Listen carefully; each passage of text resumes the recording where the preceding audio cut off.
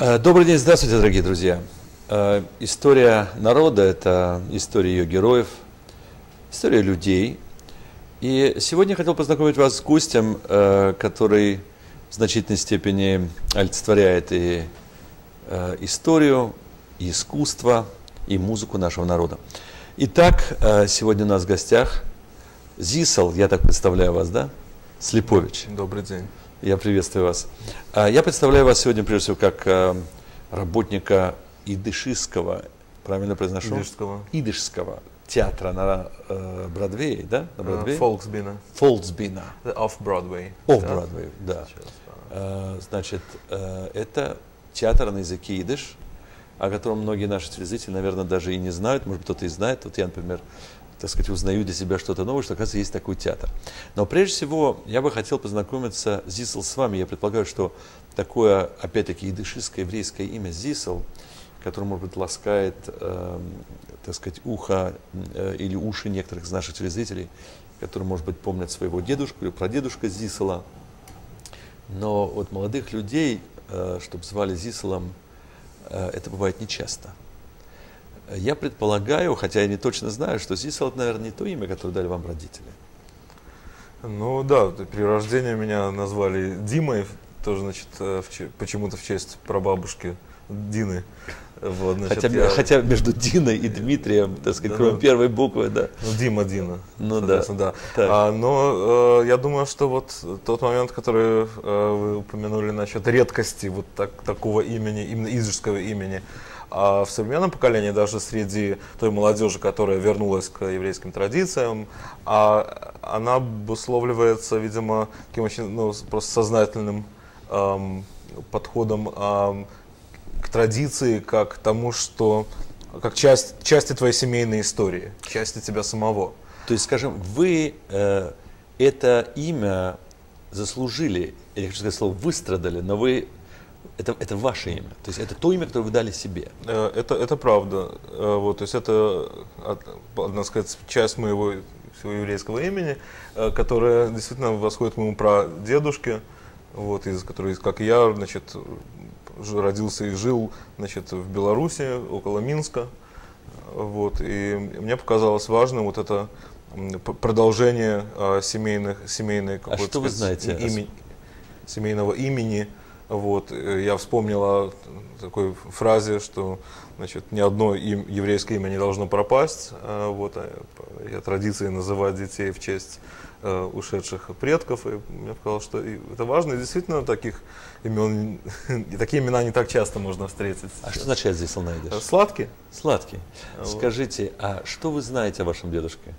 Прадедушке даже, да? Да, прадедушке, да. Я знаю, что он был простым ремесленником, точал сапоги в местечке, вот, пел, любил петь. Ну, я должен сказать, что из простых белорусских местечек высшие нобелевские лауреаты, великие люди во всех областях знаний, поэтому мудрецы Торы. Безусловно. Я думаю, они, мудрецами Торы они могли быть, в общем, и в те времена, там, да, и в царские, поскольку ничто им не мешало, а нобелевскими лауреатами и так далее, значит, они смогли проявить себя, когда они получили такую возможность, вот, проявить себя. Значит, такая возможность долгое время не существовала, например, поскольку я музыкант, то стоит упоминание того, что только в конце 19 века, например, Петербургская консерватория стала единственным в Российской империи вузом, куда можно было поступать евреям без ограничений, не было процентной нормы, благодаря стараниям Римского-Корсакова.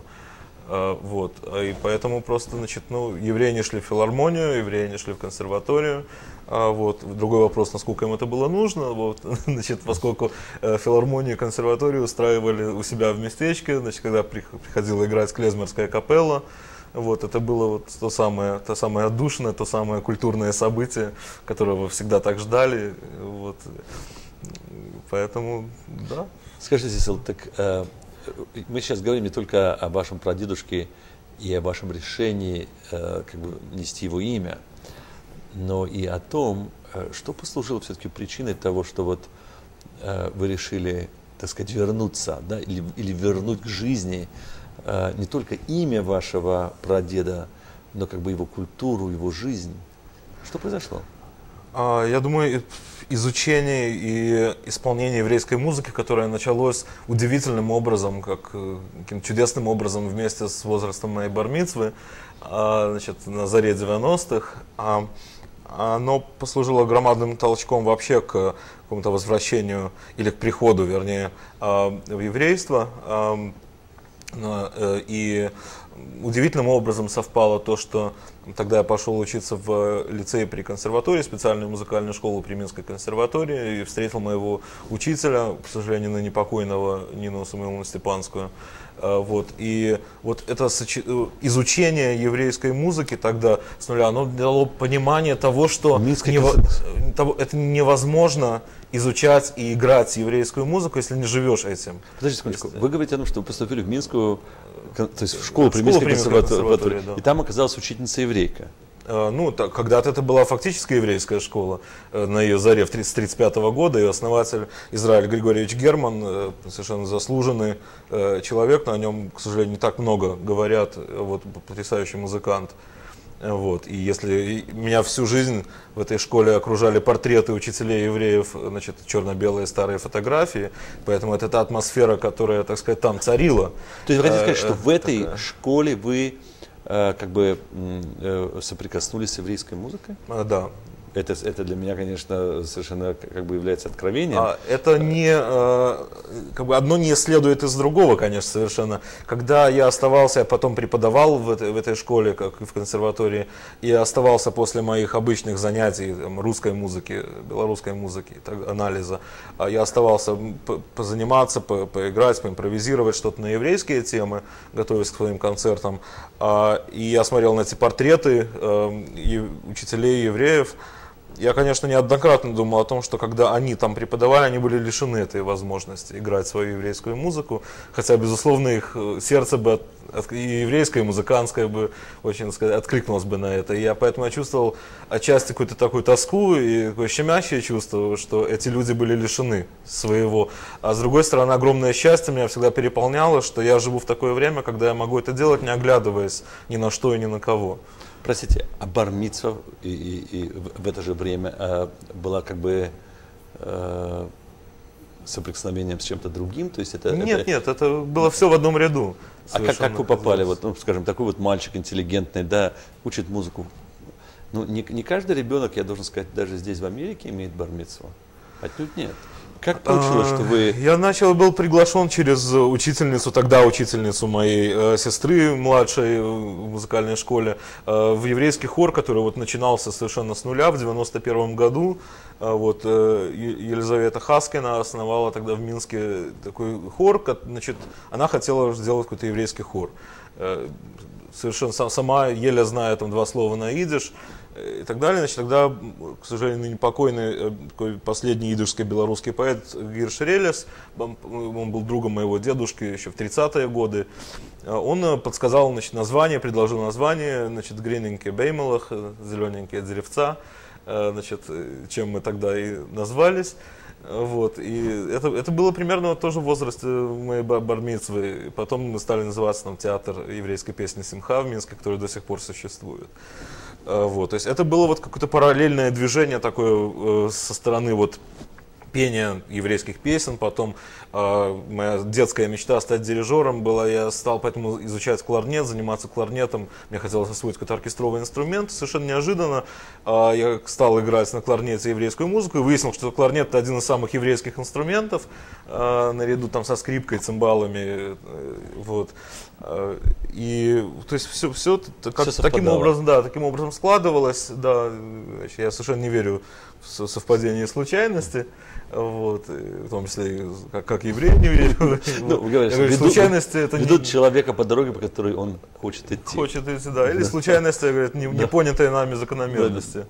Вот. И таким счастливым образом все складывалось и вело к тому, что, значит, я как-то реализовывался и образовывался и как молодой еврейский ученый, занимающийся еврейской музыкой. И как стали музыковедом? Я стал музыковедом, да, то есть я пришел в лицей при консерватории на теоретическое отделение, будучи пианистом, имея пианистическую подготовку и параллельно кларнетистом. Вот. И при этом, значит, вот это было возвращение тоже в лоно еврейства, потому что это было огромное интенсивное изучение еврейской традиции, еврейских текстов, вот, огромное количество всяких бейт-мидрашных занятий. Подождите, в Минске? Было в Минске, было в Москве, были... Расскажите. Вот, совершенно особая тема. Ну, несколько слов. Вот, речь идет, скорее, об академических школах по иудаике, которые проводились в Москве под, так сказать, эгидой Московского центра СЕФЕР, преподавания еврейской цивилизации в вузах, и Межуниверситетского центра еврейского образования. Вот. Значит, это были школы, были конференции и так далее. Значит, на школах было огромное количество таких бейт-мидрашных занятий в Москве. Простите, а в Минске? В Минске была, значит, была и есть, слава богу, синагога, которая возродилась, так сказать, такая стала, ну, фактически литовская синагога. Вот, и в которой я тоже встретил очень важного для меня человека, Рава Сендера Урицкого. Вот, о котором мы слышали вообще много, да, мы должны, конечно, будем его пригласить тогда сюда. Это было бы замечательно, он живет в Израиле, значит, да. Бывает в Молдове, бывает в Беларуси, вот, но значит, это оказался человек того же круга, вот, что и мои московские, иерусалимские и так далее знакомые, вот, и вот именно в этой среде, в такой интеллектуальной, насыщенной интеллектуальной еврейской среде, я действительно как бы нашел себя и смог, значит, как-то развиться во всех этих направлениях.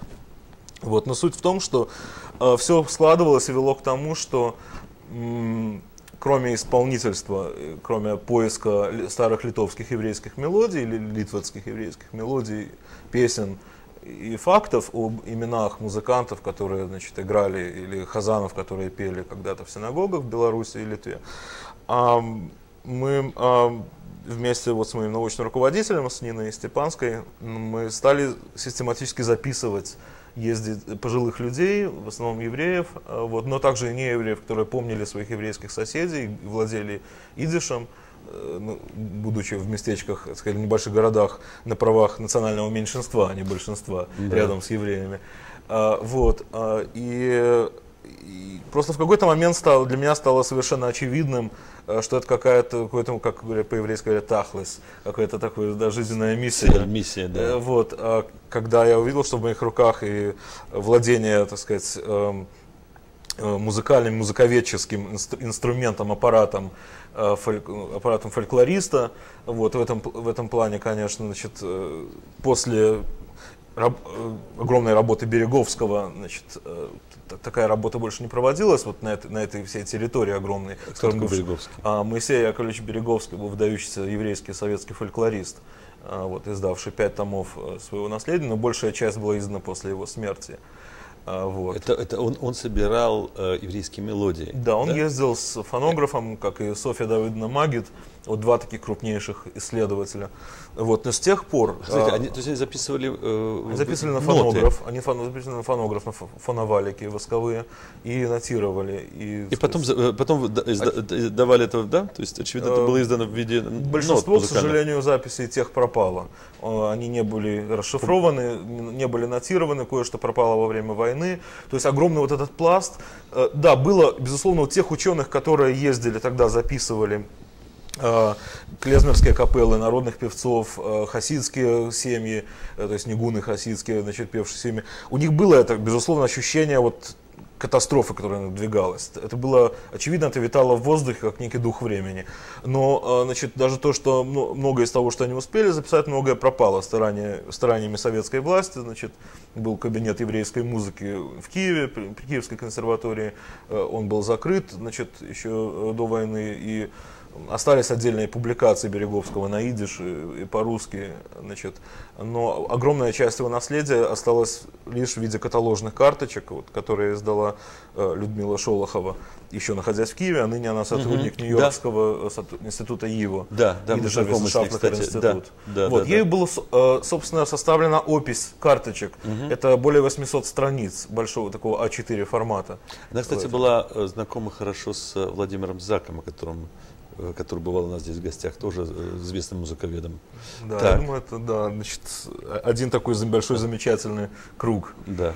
Вот, да, значит, и вот с одной стороны я почувствовал, что вот, да, я овладел вот этим аппаратом музыковедческим, фольклористическим, важности которого, вот этого комплексного музыковедческого образования говорил Береговский, когда, значит, он в предисловии к своим, значит, коллекциям, своему изданию. А с другой стороны, я получил какое-то еврейское образование, то есть изучал еврейские тексты, то есть было понятно вообще как бы и особенности еврейской жизни, что это и так далее. И потом совершенно очевидно для меня стала необходимость также говорить и писать на идиш, потому что люди, с которыми мы общались, это были, ну, первым их языком был идиш, как и язык моих дедушек, бабушек.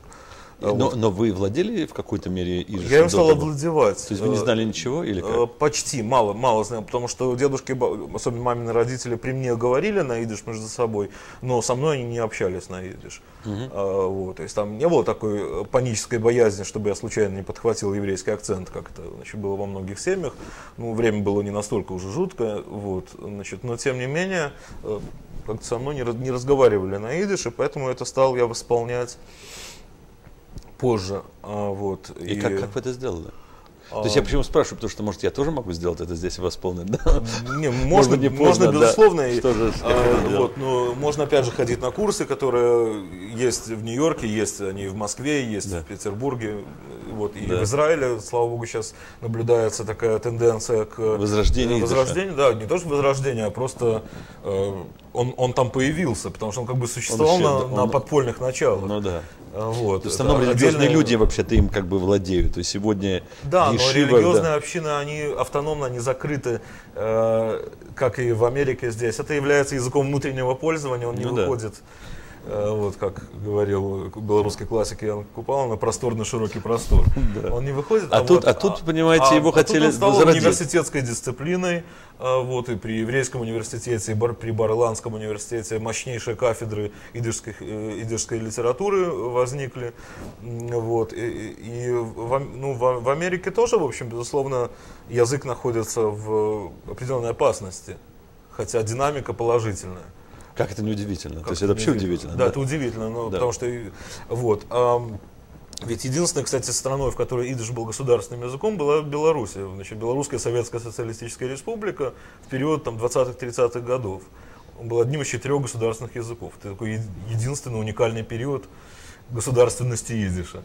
Вот, естественно, все это было под соусом борьбы, значит, с религией, очевидно. С религией, там, и в противоположность в пику ивриту, как или лошен кейдиш, значит, как буржуазно-клерикальному языку. А это был народный это был пролетарский язык, пролетарской массы. Да.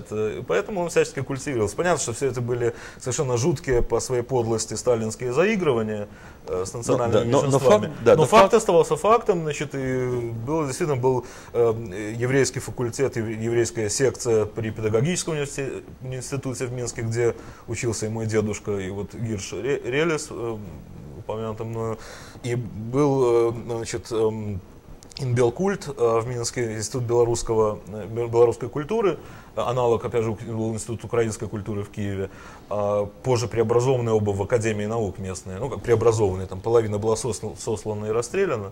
Вот, из остатков преобразовали. Значит, и при них была тоже еврейская секция.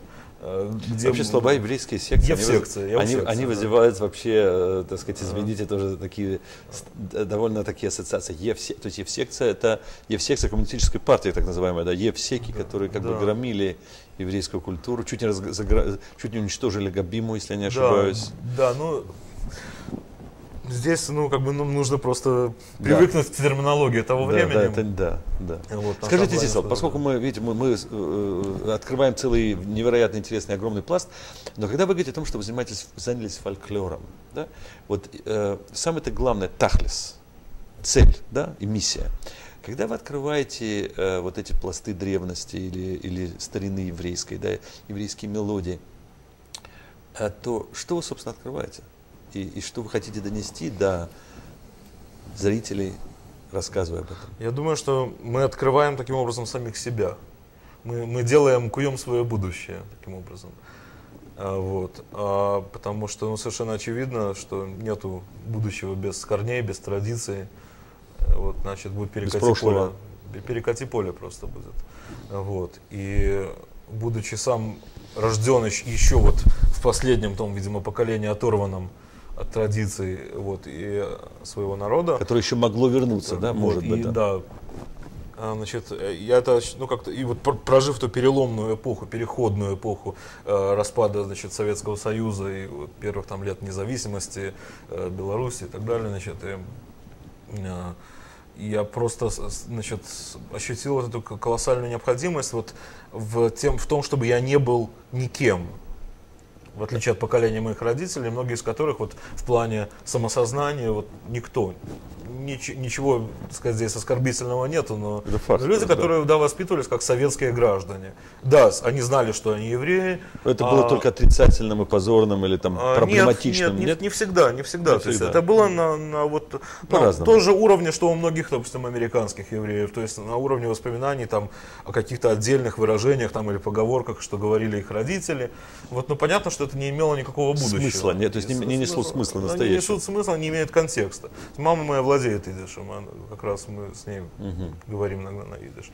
Сейчас. Раньше она как-то со мной не говорила, сейчас... Удивительно, то есть вы как бы... Я стимулировал свою маму, допустим. Маму, чтобы она начала с вами говорить на языке. Она вдруг вспоминает огромное количество вот тех бытовых выражений каких-то сейчас. Вот я записываю все это, стараюсь сохранять. То есть, обобщая, да, не просто собирая, а систематизируя и, значит, издавая, презентируя публике, давая следующему поколению, особенно молодежи, наш фольклор, наши традиции. И это не только песни, это и танцы традиционные еврейские. Это весь комплекс всего. Знаете, я хочу вам задать сложный вопрос. Зисел, извините, я вам задам последний, один, но сложный вопрос. Дело в том, что как-то вот я упомянул известного музыковеда, покойного, к сожалению, Владимира Зака, и мы с ним здесь сидели и обсуждали тему, что такое и есть ли вообще еврейская музыка. Поэтому, когда вы говорите о том, что вы открыли фольклор еврейской музыки, то ведь вообще говоря, кто-то мог бы возразить вам и сказать, ну какая там еврейская музыка? Евреи жили в Белоруссии, слышали белорусские мелодии. Евреи жили в Молдавии и писали молдавскую музыку. Евреи жили в России, евреи жили в Йемене, евреи жили в Марокко. Нет никакой такой еврейской музыки, кто-то мог бы сказать. Как бы вы ответили? И сказал, Мартин Бубер писал. Как бы вы ответили на вопрос? У музыки есть евреи, но у евреев нет музыки. Вот была это потому, что он был лишь философом, а не музыкантом. Потому что для того, чтобы ответить на этот вопрос, наверное, нужно быть музыковедом и действительно понимать. Поэтому, вот, может быть, квинтэссенцией нашей передачи сегодня явится вопрос, обращенный к вам. Что такое еврейская музыка, есть ли она? Вопрос действительно сложный и, с одной стороны, столь же неразрешимый, как и вопросы, что такое еврейское искусство, что такое еврейский театр, что такое еврейский, да, что такое вообще евреи, да. Вот, но если подойти к этому, так сказать, с той позиции, что да, евреи это много этносов, но один народ, то во всякой еврейской музыке есть совершенно ощутимая, распознаваемая, даже не специалистам, еврейская идиома. Да. Вот. Еврейская интонация, да, или интерпретация. Да, можно назвать и так. Я бы сказал еврейская идиома, которая дает совершенно четкий посыл, четкий сигнал о том, что это еврейская музыка. Что она несет в себе? То есть, наверное, каждая идиома, она ведь что-то несет. Знаете, у меня была как-то несколько лет назад публичная лекция в Еврейском университете, после которой была очень интересная, занимательная дискуссия с такими патриархами израильского музыковедения. И Далия Коэн, значит, мне задала вопрос, говорит, так все-таки должна ли еврейская музыка обязательно содержать в себе вот этот шмерц, это боль и страдание, чтобы быть еврейской? Я думаю, что вот и певучесть языка, поскольку музыка это еще одно выражение, еще одно лицо народа, это язык души, более того, это не еще, может быть, это самый главный язык. Вот. А он, безусловно, выражает в себе, несет весь тот огромный спектр всего опыта исторического и всех тех переживаний, которые всех наростов на душе еврея, которые, значит, образовались за все эти столетия, тысячелетия, они выражаются и в напевности еврейских языков, кстати, иврита и идиша, особенно такой певучести, особой мелодики. Можно не сказать ни слова или не понимать ни слова, но узнать, да, это еврейский, какой-то из там 30 еврейских языков, существующих в мире. И, безусловно, музыка содержит вот эти опознавательные знаки еврейства. Вот. Кроме того, конечно, для ашкеназских евреев, значит, из Восточной Европы, из бывшего Советского Союза, из Польши и так далее, здесь еще есть особое вот это звучание, реакция на звучание идиша, вот, которая связывается, да, с домом, да, с семьей. И вот для меня... Ностальгические.